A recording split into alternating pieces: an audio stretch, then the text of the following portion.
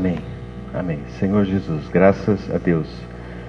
Irmãos, dando prosseguimento ao nosso estudo de harmonização dos evangelhos, né? Hoje nós vamos abordar esse tema, o nascimento de Jesus, tá? Só lembrando, irmãos, que a gente tem feito esse estudo, né, juntando os 4 evangelhos para a gente poder ter uma visão mais abrangente e completa do Evangelho de Jesus Cristo, tá? Então, eu queria dizer, irmãos, que nós estamos estudando os Evangelhos porque nós queremos ver e encontrar realmente a revelação do Evangelho que é Cristo, tá? Então, o nosso foco é realmente trazer essa boa nova, que é o que significa a palavra Evangelho, para as nossas vidas de uma maneira prática, ok? Então, irmãos, nós vamos abordar esse tópico que é o nascimento. Eu vou falar um pouquinho da história, eu vou tentar ser rápido, irmãos, porque eu quero contar essa história à luz da harmonia dos evangelhos, para a gente entender o fluxo da história. Depois tentar fazer uma aplicação prática no último texto que nós vamos ler, tá? Mas então, como é bastante, eu preciso correr um pouquinho, tá, irmãos? Bom, então, só para a gente voltar, como nós estamos falando da questão do nascimento de Jesus, se a gente voltar um pouquinho, outro parênteses, tá? O nascimento de Jesus, ele somente é relatado no livro de Mateus e no livro de Lucas. Algumas coisas são relatadas em Mateus, outras coisas são relatadas em Lucas, tá? Então, quando nós lemos as duas histórias separadamente, a gente acaba não tendo uma visão completa do nascimento, né? do episódio do nascimento. Então o Senhor, Ele fez dessa maneira soberana para que a gente tenha essa ideia completa, tá? Então, se a gente pegar um texto somente, vai faltar coisas. Se você pegar outro texto, vai faltar algumas coisas. Quando você junta os dois, praticamente ele dá uma visão panorâmica, tá?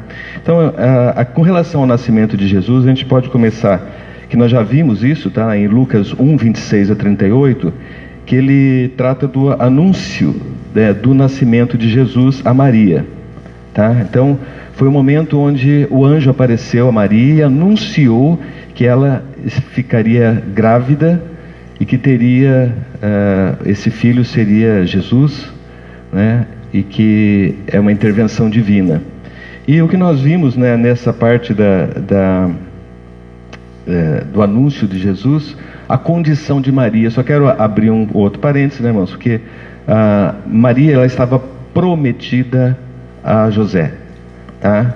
Então, são costumes da época, nessa época do povo de Israel, elas eram prometidas, normalmente as mulheres, por causa do casamento entre as famílias, o interesse entre as famílias, elas eram prometidas para o pretendente dela. E essa promessa, irmãos, era um documento, tá? E ele praticamente tinha um valor de casamento, mas não tinha os direitos de casamento. Ele podia ser anulado por uma das partes até que o casamento acontecesse. Então era um compromisso, envolvia até algumas vezes questões de valores, tá? E um contrato de que falou, quando chegar a época certa, ela vai ser a sua mulher. Então, Maria estava nessa condição, tá, irmãos?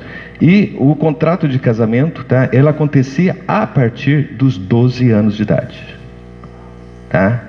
Então, ela, recém saído da infância, já era entrando na adolescência e ela já era prometida, mas isso era uma coisa do costume e era normal, irmão. Para nós hoje é um escândalo.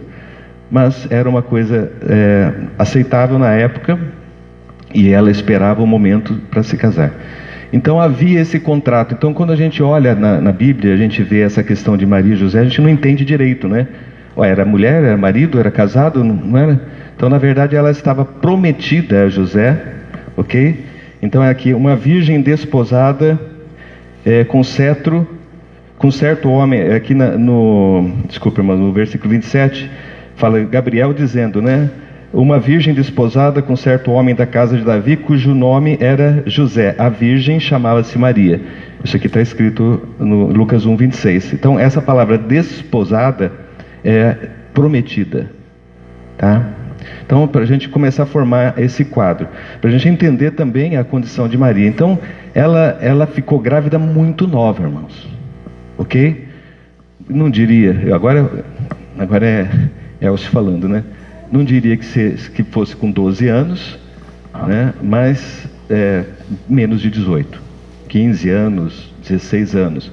Por que eu digo isso, irmãos? Quando a gente ouve o cântico de Maria, você vê que ela não é uma criança, né?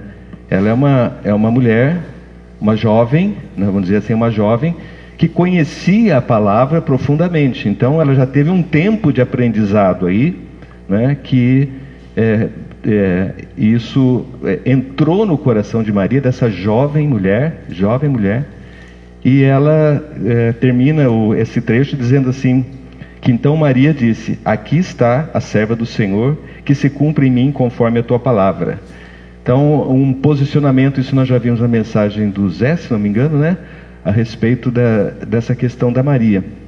Então nós vamos formando esse quadro, tá? Uma jovem que aceitou a incumbência de trazer à luz, né, o nosso Senhor, ok?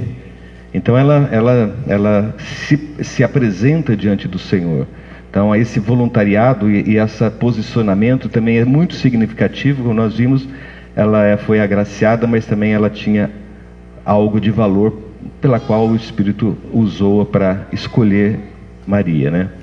Bom, irmãos, então no versículo seguinte, tá? Nós estamos acompanhando Lucas capítulo 1, versículos 39. Nós vemos aqui que Maria, ela vai à região montanhosa, a uma cidade de Judá, né? Então ela vai visitar Isabel, porque ela já estava sabendo que Isabel estava grávida de João Batista, o precursor de Jesus. Ela foi para lá, tá? Bom, irmãos, ela vai sozinha, José não vai junto. Então a gente vê aqui nesse relato, José não está presente. Ela está em Nazaré. Nazaré fica ao norte de Israel, tá? Para chegar até essa região montanhosa, ela tem um nome, esse lugar aqui, irmãos. Ain Karem, o lugar onde é essa cidade, tá? Historicamente ela existe lá, inclusive existe o templo de João Batista lá, supostamente, né? Então as coisas acontecem nessa região. Essa região montanhosa fica a uns 5 quilômetros a oeste de Jerusalém. Então Maria está aqui em Nazaré.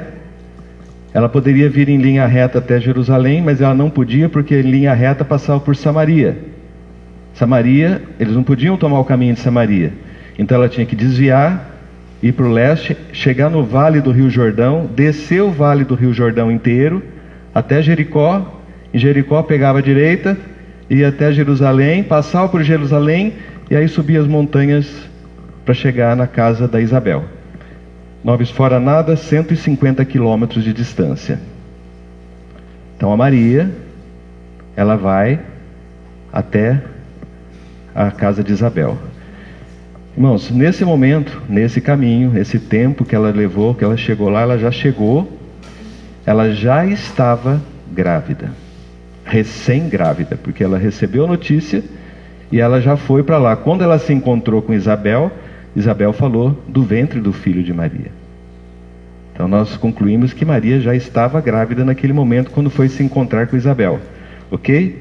Então ela foi para lá, cuidou da Isabel. Isabel teve João Batista, ficou lá algum tempo, e aí ela volta, tá? Quando ela volta, José a encontra. E como que ele a encontra? Já estava aparecendo, entende, irmãos? Então, quando a gente olha, vamos ver esse texto agora. Por isso agora nós precisamos de Mateus. Agora a gente pula de Lucas para Mateus. Mateus 1:18 a 25. Então agora nós estamos vendo Maria voltou para onde que ela voltou? Para onde? Para onde que ela voltou? Nazaré. Vamos entender a geografia do negócio aqui. Nazaré desceu, passou por Jerusalém, foi até as regiões montanhosas de... esqueci o nome agora, tá? É aquele nome diferente lá, né? A oeste de Jerusalém. Ela volta para Nazaré, encontra José. 4 meses depois, 4, 5 meses, barriguinha aparecendo, certo? Então aí nós vamos ler o Mateus 18. O nascimento de Jesus foi assim: estando Maria desposada, de novo a palavra aqui é prometida em casamento, com José, sem que tivesse antes coabitado, achou-se grávida pelo Espírito Santo. Ok? Aí José, seu esposo, ou seu homem na original, que sendo justo e não querendo a infamar, irmão, é desmascarar publicamente, é humilhar publicamente, porque se a noiva dele aparece grávida, se você for seguir Deuteronômio, ele tinha que expor publicamente e ela seria apedrejada, ok? Essa seria então ele ficou no dilema. E ele tinha motivo. Ele tinha todo motivo, mas sendo justo e não querendo infamar, não querendo humilhar ou expor, resolveu deixá-la secretamente. Falou: não vou fazer nenhuma nem outra, eu vou fugir, vou deixar ela que se vire e eu vou tomar meu caminho. Enquanto ponderava nessas coisas, eis que lhe apareceu num sonho um anjo do Senhor dizendo: José, filho de Davi, não temas receber Maria, tua mulher, porque o que nela foi gerado é do Espírito Santo, e ela dará à luz um filho, e lhe porás o nome de Jesus, porque ele salvará o seu povo dos pecados deles. Então tudo isso aconteceu para que se cumprisse o que fora dito pelo Senhor por intermédio do profeta: eis que a virgem conceberá e dará à luz um filho, ele será chamado pelo nome Emanuel, que quer dizer Deus conosco. Despertando do sono, José do sono fez como lhe ordenara o anjo e recebeu sua mulher. Contudo não a conheceu enquanto não deu à luz um filho, a quem lhe pôs o nome de Jesus. Então o que nós vemos? José a recebeu, tá? Então aí a gente vê que ele se tornou, aí realmente ela se tornou a esposa dele, tá? Mas ele não a conheceu até que nasceu Jesus, tá? Não tiveram relações, tá? Então essa é a figura. Então José, ele foi advertido, ele quis poupar a Maria, mas ele foi instruído pelo anjo. Então o anjo aqui ele aparece várias vezes, aparece para Maria, aparece para José, aparece para os pastores, né? Então você vê que o que nós estamos assistindo aqui, irmãos, é a encarnação do Verbo de Deus, tá? Pensa o quanto isso era importante. A encarnação do Verbo de Deus para tabernacular entre nós, para viver uma vida comum junto conosco, tá? Muito bem. Então nós vemos aí a reação de José com relação a esse episódio. Aí nós voltamos para Lucas. Lucas 2. Lucas 2. Bom, naqueles dias, então eles estavam, onde que eles estavam nesse momento, irmãos? Nazaré, isso, estavam em Nazaré. Maria voltou para Nazaré. Naqueles dias foi publicado um decreto de César Augusto, convocando toda a população do império a recensear-se. O César Augusto era o imperador de Roma, tá? Este foi o primeiro recenseamento que foi feito quando Quirino era governador da Síria. Aqui Lucas ele quer dar algumas referências temporais para marcar quando foi que isso aconteceu, tá? Todos iam alistar-se, cada um à sua própria cidade. José também subiu da Galiléia, da cidade de Nazaré, para a Judéia, cidade de Davi, chamada Belém, por ser ela a casa da família de Davi. Nós vimos lá que o anjo anunciou que seria o descendente da casa de Davi. E esse descendente, apesar de não ser direto, né, porque José não teve nenhuma relação biológica com Jesus, né, mas a geração dele, quando ele se une a Maria, e há alguns estudos que mostram que José e Maria tinham um parentesco entre eles. O Zé está confirmando com a cabeça ali. Então, Então, realmente, querendo ou não, quer ser de Maria, quer ser de José, a descendência era de Davi, tá certo? Então, ele vem para Belém. Então, de novo, irmãos, Nazaré está aqui em cima, de novo eles descem pelo Jordão, descem 100 e tantos quilômetros, vêm até Jericó, sobem para Jerusalém. Jerusalém fica assim, né? Aqui, desculpa, vou fazer o contrário aqui, né? Aqui está Nazaré, desce por aqui o Jordão, chega em Jericó, sobe a Jerusalém, depois desce 6 quilômetros para Belém. A cidade de Isabel ia para oeste, de Jerusalém 5 quilômetros para oeste, Belém 6 quilômetros para o sul. Tá? Então essa era a cidade de Belém, a cidade de Davi. Então, de novo, eles vão andar esses 150 quilômetros, tá? Agora, Maria, no final da gestação. Tá? Então vamos imaginar que não foi uma jornada muito tranquila, né? Então eles chegam até Belém, a fim de alistar-se. Estando eles ali, aconteceu a completar-se os dias, e ela deu à luz a seu filho primogênito, enfaixou e deitou numa manjedoura, porque não havia lugar para eles na hospedaria. Então nós conhecemos essa história, né? Que aí o Senhor, a cidade lotada, todo mundo ocupado, todo mundo abarrotado, ninguém deu acolhida para uma mulher que estava para dar à luz, né? E ela ganha esse nenê, e o lugar que sobrou ali foi a manjedoura, tá certo? Então, essa é a história, ok? Aí, agora a gente vê um outro evento que vai acontecer em seguida, tá? A hora que nasceu esse nenê, aí nós vimos aqui os anjos aparecendo aos pastores, ok? Então havia os pastores na região que guardavam os campos à noite durante as vigílias. Um anjo do Senhor desceu onde eles estavam, e a glória do Senhor brilhou ao redor deles, e ficaram tomados de grande temor. O anjo, porém, lhes disse: não temais, eis que vos trago boa nova de grande alegria, que será para todo o povo. Então, de novo, a gente vê o anjo aparecendo, né, para anunciar o evangelho, a boa nova. E aí ele vai anunciar para aqueles que estão próximos ali do Senhor. São pessoas, os pastores, né, estavam à noite, que cuidavam das vigílias. Eram realmente gente muito simples, tá? Para quem foi anunciado o evangelho.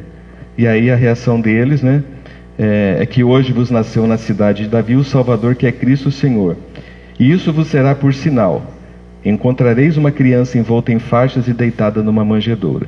E subiram, e subitamente apareceu com um anjo uma multidão da milícia celestial, louvando a Deus e dizendo: glória a Deus nas maiores alturas. Irmãos, pensa nessa cena.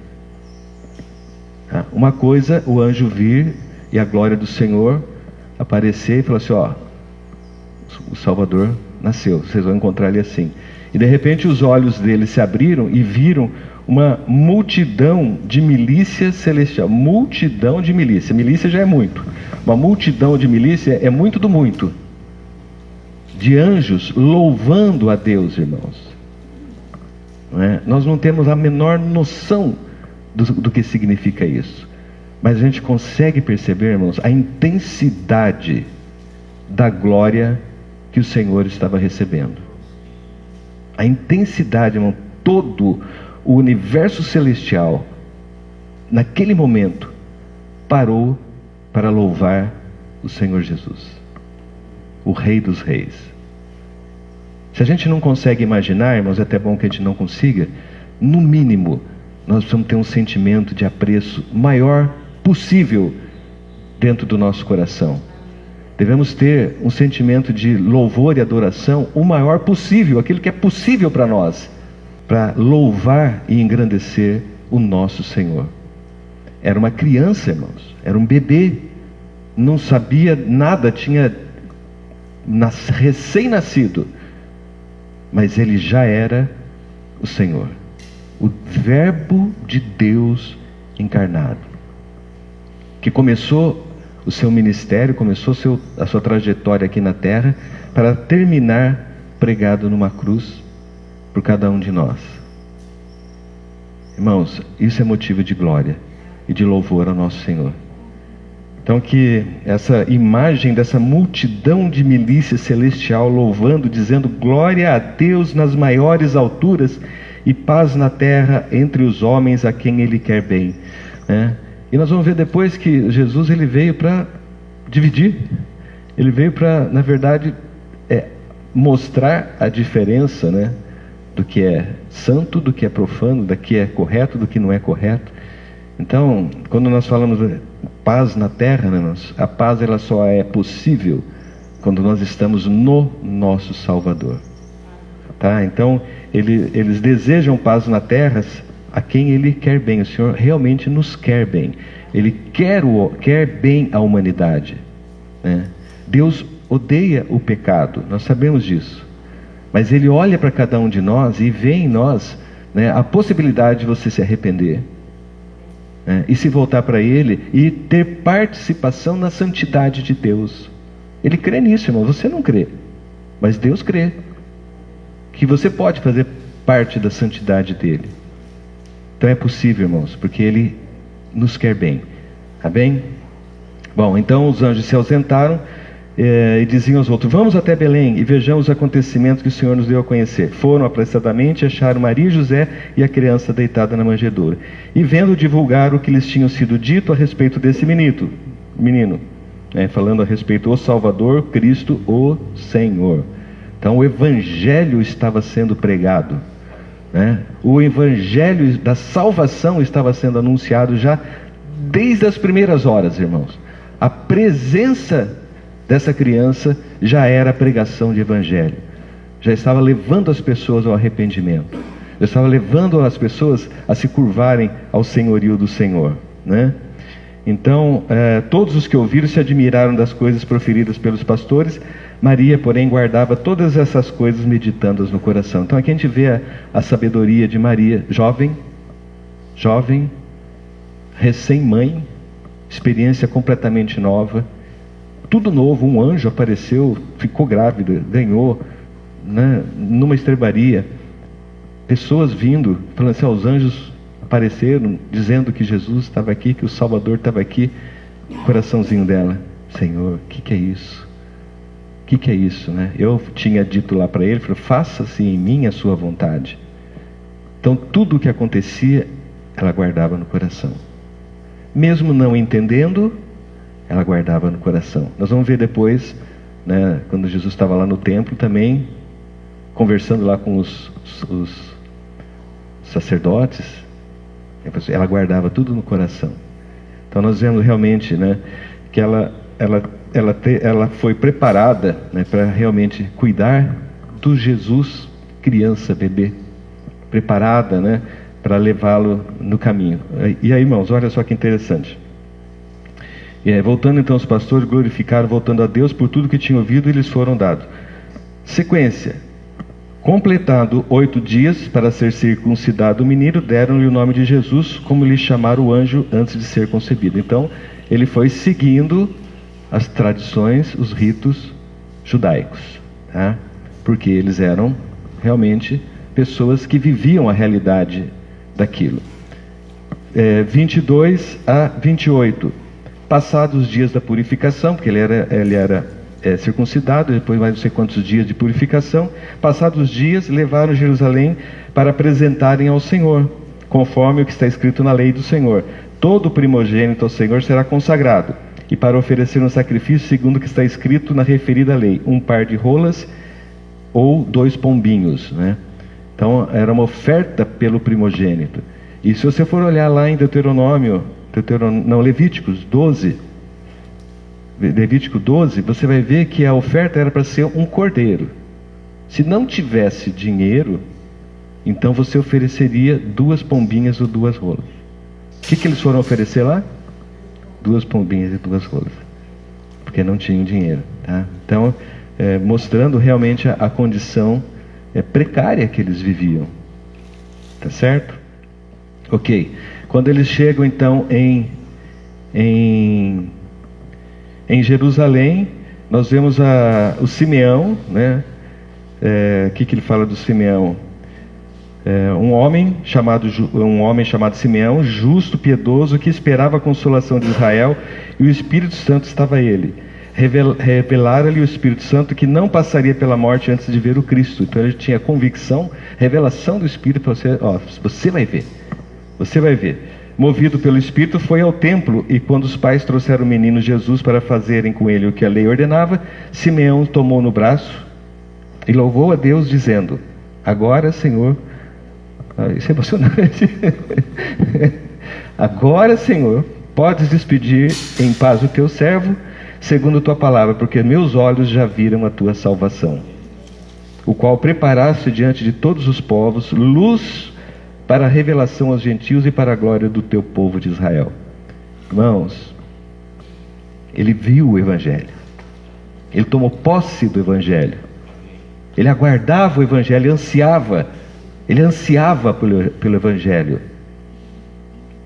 E o Evangelho, quando chegou nas mãos dele, agora posso ir, né? E da mesma maneira a profetisa Ana, que também estava no templo o tempo todo, ela reconheceu Jesus como esse Senhor, e ela deu glórias a Deus, né? Então, irmãos, você percebe assim, algumas questões pontuais, né, de pessoas aguardando a salvação, de pessoas buscando a redenção, né? E que quando elas aparece para ela, irmãos, pensa Simeão pegar uma criança e dizer assim: meus olhos viram Salvador, não é? Precisa de revelação. Quem revela essas coisas? É o Espírito Santo, irmãos. Então, quando uma pessoa recebe Jesus, irmãos, ela recebe Jesus, ela recebe por revelação do Espírito Santo. A salvação chegou para você. Aí está a salvação. Então aí nós vemos Simeão e vemos Ana. Aí, irmãos, versículo 36, 30 ao 38, 38 nós vimos aqui a Ana. Aí 39, cumprida todas as ordenanças segundo a lei, voltaram para a Galiléia, para a sua cidade de Nazaré. Então ele nasceu, foi circuncidado, foi no templo, foi apresentado, e ele voltou para Nazaré, tá? E aí que tem uma coisa interessante, irmãos, porque segundo os estudiosos, eles não ficaram em Nazaré. Eles voltaram para Nazaré, buscar as coisas deles, para voltar para Belém. Belém era a cidade de José. Ali era o descendente de Davi. Então eles voltam. Agora nós vamos voltar para Mateus 2, de 1 a 12. Mateus 2, de 1 a 12. Agora é que nós vamos assistir a visita dos magos. Tá?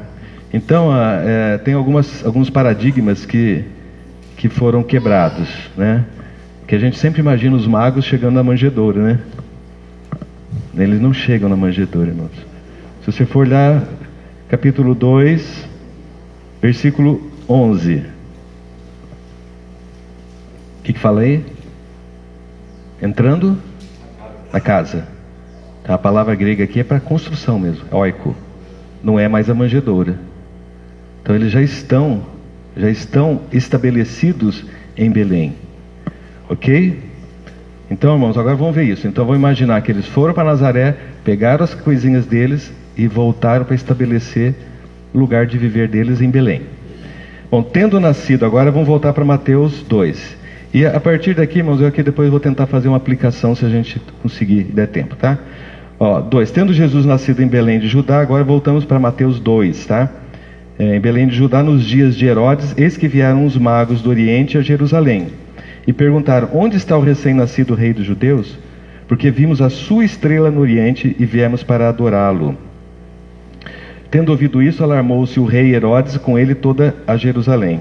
Então, convocando todos os principais sacerdotes e escribas do povo, indagaram de onde o Cristo deveria nascer. Em Belém de Judá, responderam eles, porque assim está escrito por intermédio do profeta: e tu, Belém, terra de Judá, não és de modo algum menor entre as principais de Judá, porque de ti sairá o guia que há de apacentar o meu povo Israel. Com isso, Herodes, tendo chamado secretamente os magos, inquiriu deles com precisão quanto ao tempo em que a estrela aparecera. Enviando-os a Belém, disse-lhes: Ide, informai-vos cuidadosamente a respeito do menino, e quando o tiverdes encontrado, avisai-me para que eu também ir adorá-lo. Depois de ouvirem ao rei, partiram e eis que a estrela que viram no oriente os precedia até que, chegando, pousou onde estava o menino. E vendo eles a estrela, alegraram-se com grande e imenso júbilo. Entrando na casa, viram o menino com Maria e sua mãe. Prostrando-se, adoraram, abriram seus tesouros, entregaram as suas ofertas, ouro, incenso, mirra. Sendo por divina advertência prevenido em sonhos para não voltarem à presença de Herodes, regressaram por outro caminho. Eu vou continuar aqui só para terminar a história e depois voltar à aplicação, tá? Tendo eles partido, eis que apareceu o anjo do Senhor a José em sonho, dizendo: Dispõe-te, toma o menino e a mãe, e foge para o Egito, e permanece lá até que eu avise, porque Herodes que há de procurar o menino para o matar. Dispondo-se ele, tomou de noite o menino e a sua mãe, e partiu para o Egito, e lá ficou até a morte de Herodes, para que se cumprisse o que fora dito pelo Senhor por intermédio do profeta: Do Egito chamei meu filho. Aí, vendo-se iludido pelos magos, enfureceu-se Herodes grandemente e mandou matar todos os meninos de Belém e de todos os arredores de 2 anos para baixo, conforme o tempo do qual com precisão se informara com os magos. Então se cumpriu o que fora dito por intermédio do profeta Jeremias. Ouviu-se um clamor em Ramá, pranto, choro e grande lamento. Era Raquel chorando por seus filhos, inconsolável porque não mais existem. Tendo Herodes morrido, eis que um anjo do Senhor apareceu em sonho, outra vez o anjo, ao Egito, e disse: Dispõe-te, toma o menino, a sua mãe, e vai para a terra de Israel, porque já morreram os que atentavam contra a vida do menino. Depois ele tomou o menino, sua mãe, e regressou para a terra de Israel. Tendo, porém, ouvido que Aquelau reinava na Judéia, em lugar de seu pai Herodes, temeu ir para lá. E por divina advertência, prevenido em sono, retirou-se para as regiões da Galiléia, e foi habitar numa cidade chamada Nazaré. Então, aqui, só para a gente fechar essa questão de onde ele morava, tá? Então, quando a gente volta, a gente vê que quando ele está voltando do Egito, para onde que ele está voltando? Para Belém, porque ele fala assim: Depois tomou o menino da sua mãe e regressou para a terra de Israel. Tendo, porém, ouvido que Arquelau reinava na Judéia, Judéia é a região de Belém. Ele ficou com medo de voltar para lá, porque eles já estavam lá antes. Voltar para lá, Aquelau reinava no lugar de Herodes, temeu ir para lá, e por divina advertência, prevenido em cima, retirou-se para a região da Galiléia, e então eles foram para Nazaré, voltou lá para os parentes da Maria. Tá certo? Tá claro sobre isso, né? Tá. Então vamos lá, irmãos. Aqui a gente viu esse contexto da história, né? Quando eles voltam para... se mudam para Belém, e aí tem a história dos magos, tá? Então, vamos lembrar então, irmãos, que nós estamos vendo a encarnação do Verbo, tá? Nós estamos vendo esse momento que é o momento onde o Verbo de Deus, ele se encarna para ser o Deus vivo como ser humano, tá? E isso move todo o universo, né? Nós vemos os anjos, as milícias de anjos louvando ao Senhor. E isso afeta toda a terra, inclusive os magos, não é? Então a gente vê aqui, irmãos, dentro desse texto aqui dos episódios de Herodes e dos magos, nós vemos muitas aplicações, né? Porque a gente pode tirar daqui algumas experiências, irmãos, com relação a quais as reações que nós podemos ter com relação a Jesus. Os diversos tipos de reações. Bom, aqui, irmãos, nós estamos vendo que nós estamos falando a respeito do Evangelho. O Evangelho é a boa nova, é a notícia boa que chegou até nós, né? Nasceu o Salvador, que é Cristo, o Senhor, né? Então Jesus, ele nasceu e ele está vivo, irmãos. Então, esse é um ponto importante. Primeiro, irmãos, porque ele está vivo, ele é tão amado e também tão odiado. Não é? Vamos pensar um pouquinho, irmãos. Ninguém odeia alguém que já morreu. Você pode ter raiva de Hitler. Ninguém odeia o faraó, né? Ninguém odeia Nero. Não vai fazer diferença nenhuma. Por quê? Porque está morto. Se você fizer uma brincadeira, irmão, você for na rua, assim, você foi numa roda de pessoas, fala assim, vamos fazer uma enquete aqui, o que você acha do nosso presidente? Ou o que você acha do nosso ex-presidente? Polêmica. Vai dar confusão. As coisas vão... Porque, né, as coisas estão... como é que chama? Polarizadas. Porque eles estão vivos. Agora, se a gente for falar de Ulisses Guimarães, político também. Ninguém nem tem sentimento por ele. Por quê? Ele foi um grande político, né, que participou, trabalhou para a democratização do país, mas ele morreu. Você percebe, irmão, a diferença de alguém estar vivo e a diferença de alguém estar morto com relação ao nosso sentimento?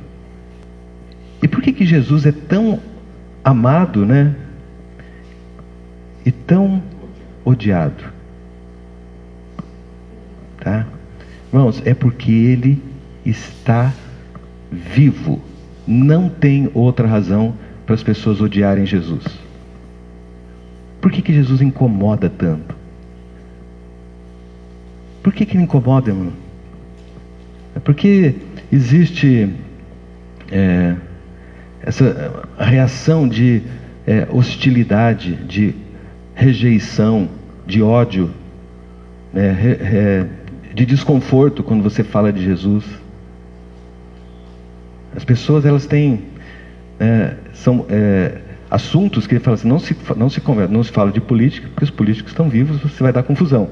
Também não se fala de religião, porque dá confusão. Por quê? Porque nós temos uma paixão pelo Senhor, que Ele é vivo.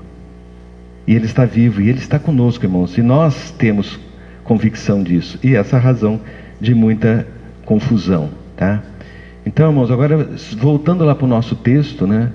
Nós vemos que quando o Senhor Jesus nasceu, nós vemos esse desconforto, né, de rejeição, de hostilidade, né, de ódio, representado na figura de quem? De quem? Herodes. Herodes, ele ficou indignado ali, né? Uma reação exagerada, vamos dizer assim, tá?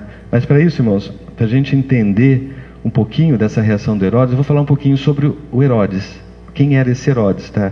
Só lembrando, irmãos, dentro do contexto do nascimento de Jesus, que na época do nascimento de Jesus já faziam 400 anos que não havia profeta, que eles não ouviam a voz de Deus, não havia instrução de Deus, só havia a palavra escrita que ali ficou, mas não havia uma comunicação direta, houve um silêncio. E vou fazer abrir outro parênteses, né, que mesmo nesse silêncio, a nossa jovem Maria, ela amava a palavra.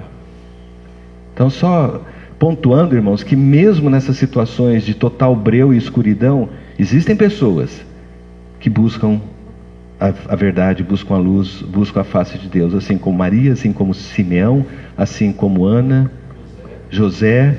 Percebe, irmãos? Tá? Então, a gente vê os dois lados da moeda, mas o que nos impacta é o lado negativo. Então nós vemos que 400 anos de silêncio, 63 a.C., a região da Judéia foi tomada definitivamente pelos romanos, né? Pompeu, o general Pompeu, tomou aquela região e passou a ser governada pelo Império Romano. De 37 a.C. até 4 a.C. foi governada especificamente por Herodes o Grande. Tá? Esse Herodes, ele era um rei, tá? Ele era rei, mas é um rei autorizado pelo Império Romano. Então era um estado autônomo, de certa forma, mas vinculado ao Império Romano. Então o Império Romano ele tinha ascensão sobre qualquer coisa que era feito ali na região, nesses reinados parciais, né, estados satélites, talvez que eles chamassem, né? Então Herodes era um rei que servia ao Império Romano, tá certo? E ele era escrito na literatura, irmão, como um louco que assassinou sua própria família e inúmeros rabinos, tá? No lado empreendedor, ele é conhecido por fazer grandes obras. Por exemplo, a restauração do Templo de Israel foi ele que fez, tanto é que é chamado Templo de Herodes, tá certo? Então ele financiou a restauração do templo. Ele construiu a cidade de Cesareia, um porto que era um porto internacional de Cesareia. Construiu a fortaleza Antônia, que era um forte, um pátio que era um forte, e era também onde fazia os julgamentos, onde Jesus foi julgado, na região oeste de Jerusalém. E construiu também a fortaleza de Massada, que é uma fortaleza famosa na beira do Mar Vermelho. Então ele fez grandes construções, porque ele tinha esse sentimento de grandeza, tá? Então, de certa forma, isso era importante para o desenvolvimento da região, mas ele tinha um problema, irmãos. Ele tinha muito medo de perder o poder, tá? Ele tinha, e por causa disso, ele foi um rei muito cruel, tá? Pela história, ele se casou 9 vezes, mandou matar os nobres da família da esposa, a Mariana, que era a preferida dele, né? Mandou matar a família dele porque era família de nobres e talvez eles pudessem querer ocupar o espaço dele. Mandou matar a família da esposa. Nomeou, a pedido da sogra dele, Aristóbulo, que era cunhado dele, com 17 anos, para ser sumo sacerdote em Jerusalém. Então nós já vamos ver, irmãos, a questão do sumo sacerdócio, né? O sacerdócio já estava contaminado. Herodes, ele tinha direito de indicar sumos sacerdotes. Você viu que a coisa já estava corrompida, tá? E esse menino, ele assumiu como sumo sacerdote, e a história conta que ele se deu bem e começou a ter destaque. Por que começou a ter destaque? Herodes mandou matar. Aí, por causa disso, a sogra fugiu, falou assim: matou o menino, vai matar a mim. Fugiu para o Egito, ele mandou pessoas atrás dela, matou a sogra. Aí, por causa disso, ele é chamado, isso é história, tá, irmãos?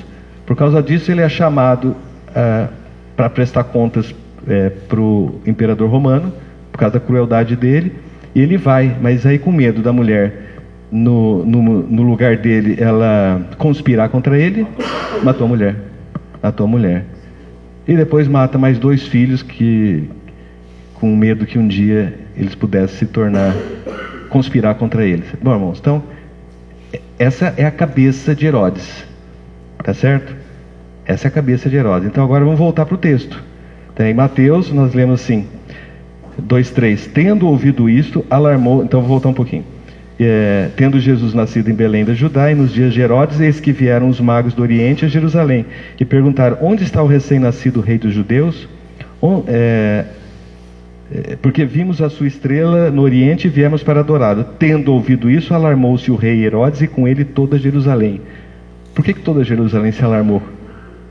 Porque sabíamos que ele ficar apavorado a respeito de um possível rei no lugar dele, isso ia criar confusão para todo mundo, tá?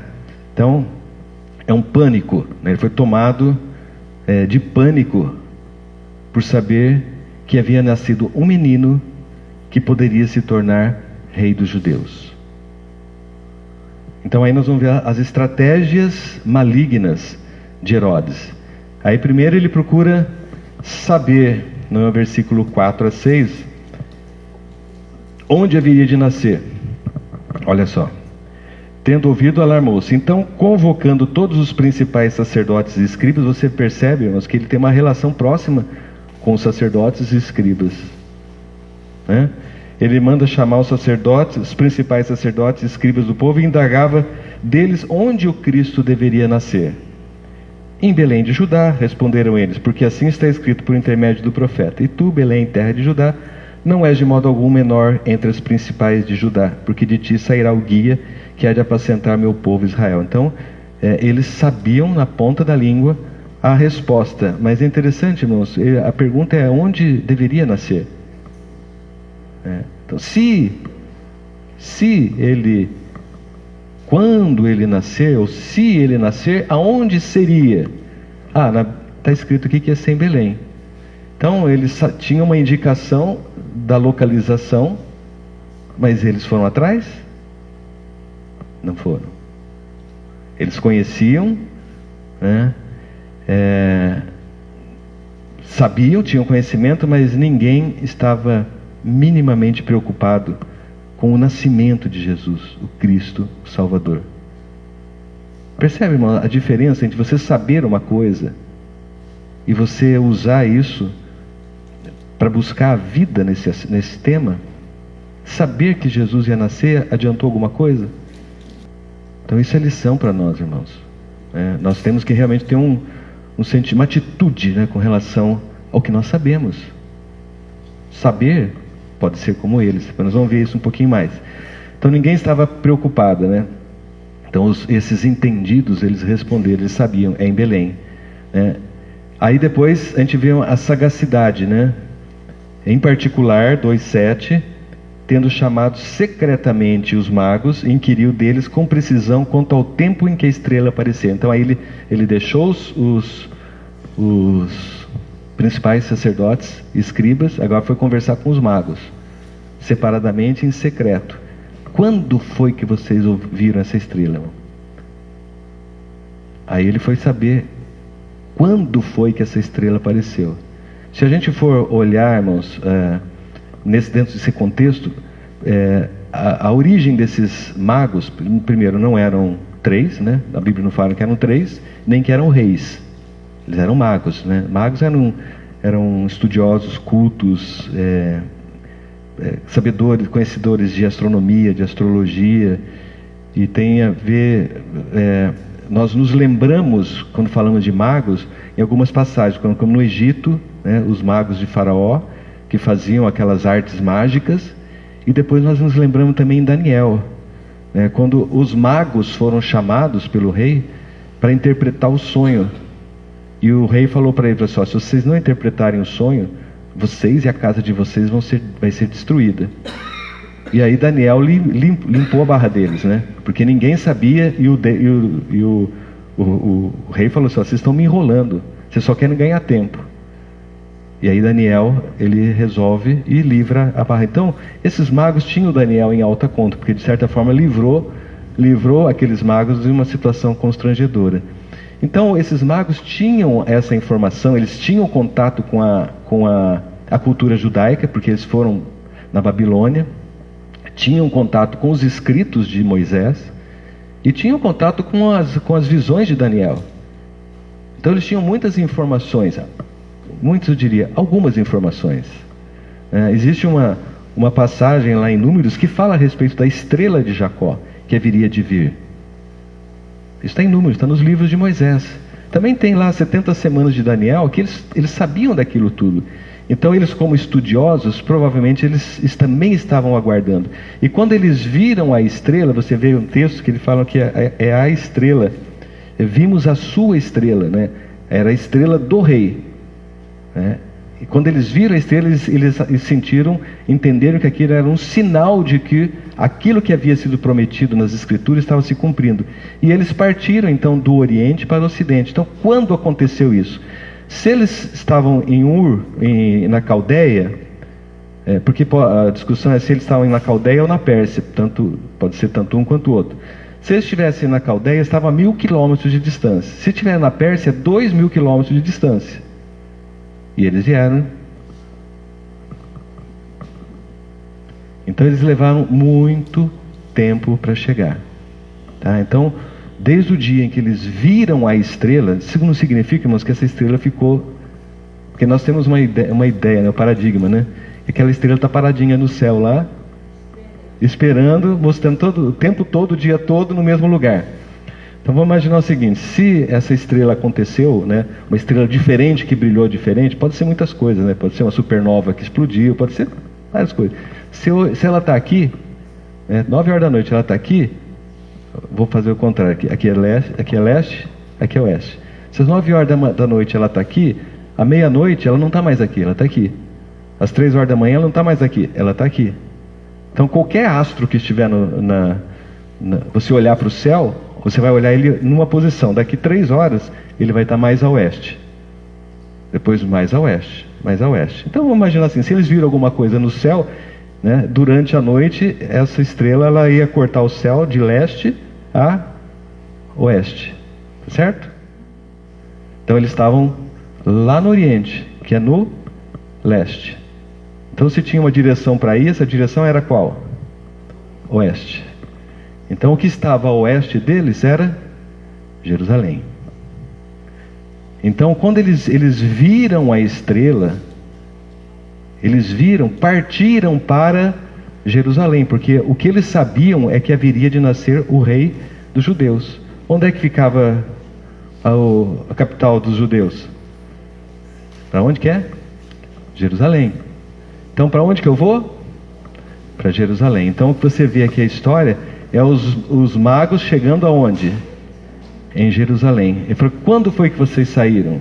Ele falou: nós vimos essa estrela, você vai ver aqui, há 2 anos atrás. Porque o Herodes foi inquirir acuradamente o tempo em que a estrela apareceu. E nós vamos ver, no versículo 16, né? Herodes grandemente, enfureceu-se Herodes grandemente e mandou matar todos os meninos de Belém e de todos os arredores de 2 anos para baixo, conforme o tempo do qual, com precisão, se informaram dos magos. Então os magos levaram 2 anos para chegar em Belém. Então quando chegou lá, Jesus estava na manjedoura? Não, ele já era um menininho de 2 anos. Tá? Então, irmãos, a gente vê aqui essa questão do Herodes, né, com intenção sutil, maliciosa, maligna, de ódio, né? Ele tenta secretamente chamar os magos para saber com precisão ao tempo em que a estrela aparecera. E aí ele já tinha informação dos principais que era em Belém, que na verdade é para o sul. Falou: Belém, vai para lá. Mandou os magos para lá. Ele foi? Não. Os principais sacerdotes foram? Os escribas foram? Só os magos. Só eles que vieram. Tá? Aí ele vem, os magos encontram o menino, adoram o menino, entregam para ele aqueles presentes, né? E vão embora para outro lugar. Então aí nós vemos a fúria, né, de Herodes por ter sido enganado pelos magos. Então aí nós vemos manda matar todas as crianças de 2 anos para baixo. Fala: é 2 anos que essa criança tem, manda matar todas. Eu não sei, irmãos, como que João Batista escapou dessa. Porque João Batista é 3 meses de diferença do Senhor, 6 meses de diferença, né? Mas ele escapou, tá? Então não foram todos que foram mortos, né? Então, irmão, por que Jesus ainda incomoda tanto, né? Por que né, a presença do Senhor incomoda, né? A luz do Senhor incomoda, né? Por que a verdade ela incomoda tanto, né? A justiça, coisas relacionadas ao Senhor, ao amor, né? Irmãos, a única coisa que a gente consegue pensar é que aqueles, irmãos, que incomodam, que odeiam, são aqueles que querem fugir da presença do Senhor. Aqueles que não querem ter contato com aquele que é santo. Porque quando nós temos contato com aquele que é santo, a questão da luz, da justiça, da verdade, do amor, ela se torna coisas importantes na nossa vida. E as pessoas não querem isso.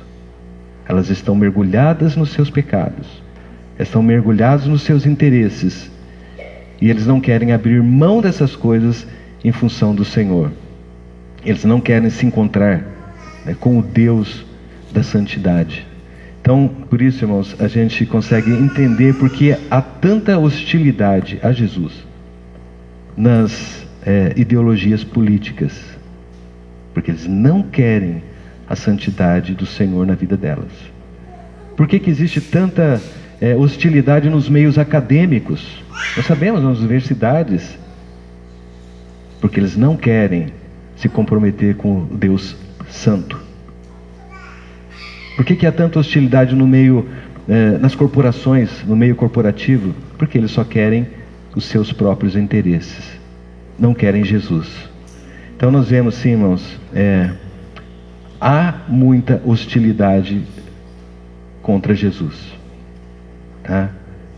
Mas a questão positiva, irmãos, é que eles vão passar e Jesus não. Eles vão morrer e vão perecer, mas Jesus está trazendo a salvação para cada um de nós. Então, essa hostilidade, ela é presente em todo lugar. Mas por outro lado, irmão, nós também precisamos prestar atenção num outro aspecto, a hostilidade do mundo. Agora, a indiferença do povo de Belém e a indiferença dos escribas e saduceus. Aí a coisa já pega do nosso lado, irmãos. Não tinha lugar para Jesus lá em Belém. Ou seja, está tão ocupado, está tão cheio, está tão abarrotado, que não cabe mais Jesus.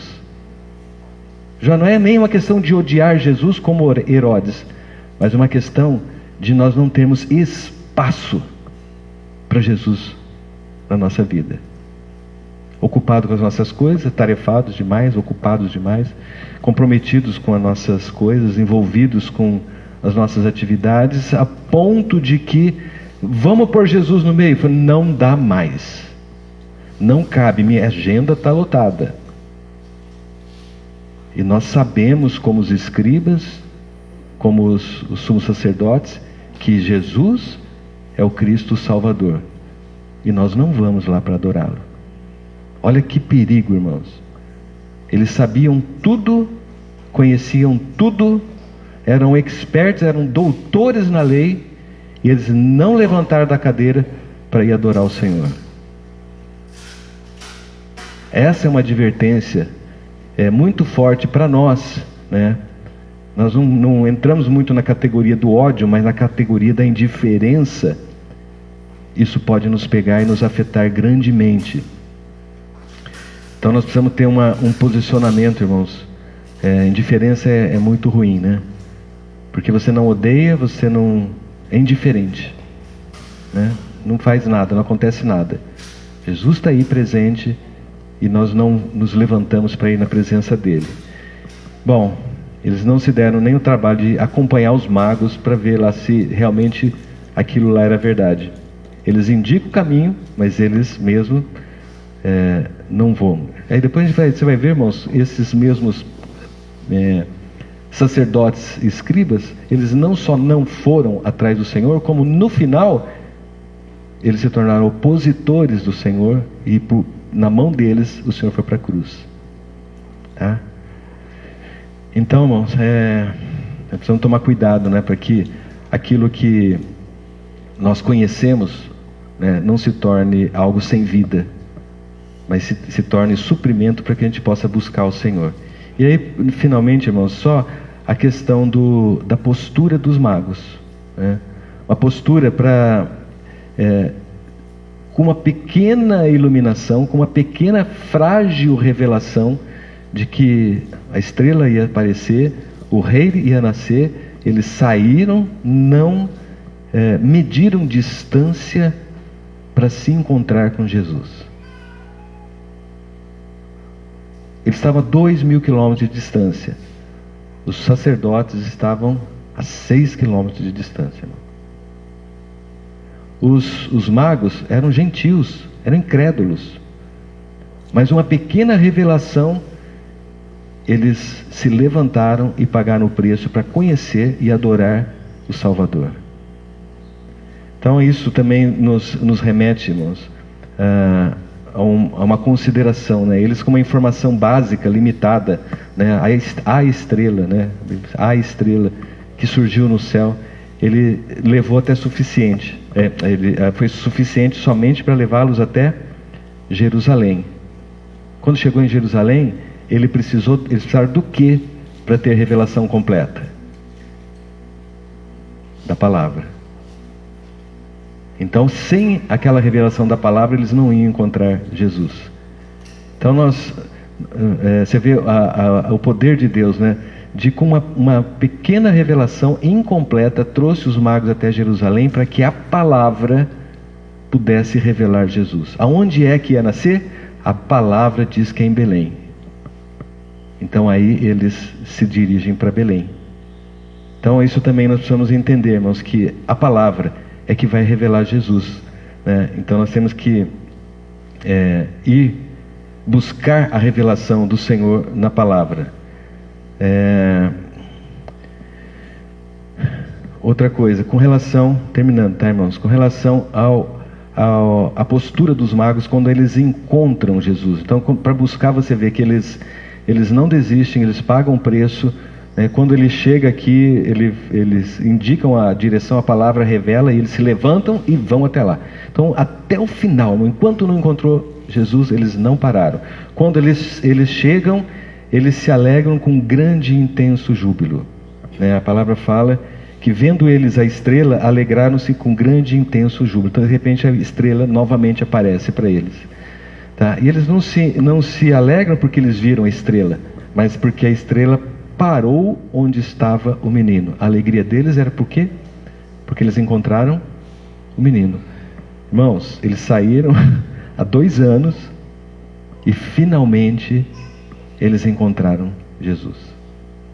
E aí, quando eles encontram esse menino, você vê, irmãos, eles entregam ouro, reconhecendo que nele ele era o rei, entregam o incenso. Incenso é para adoração, reconhecendo que ele era Deus, e entregam para ele a mirra, que é um material para embalsamamento, então, que ele iria morrer. Então, esses presentes, eles vêm trazer o contexto da vida do Salvador. Ele é rei, ele é Deus, e ele veio para morrer por nós, né? E aí o que nós vemos, irmãos, é que eles, quando encontram Jesus, eles adoram o menino, né? E é bom a gente frisar que eles adoram o menino, não adoram a estrela, não adoram a Maria, não adoram a José, adoram o menino, porque ele é digno de adoração. E aí ele entregou todas essas ofertas. E aí, irmãos, o que a gente vê é que eles, por divina instrução, eles voltam por outro caminho. Isso significa o quê, irmãos? Que quando nós conhecemos Jesus, nosso caminho é outro. Nós nunca mais voltamos pelo mesmo caminho, porque Jesus é o caminho. Quando nós nos encontramos com Jesus, nós nos encontramos com o nosso Salvador. Isso aplica a todos nós, irmãos, né? Nós que achamos que conhecemos toda a palavra, que nós conhecemos todas as revelações da palavra, nós precisamos conhecer verdadeiramente nosso Jesus, nosso Salvador, nosso Rei, nosso Senhor.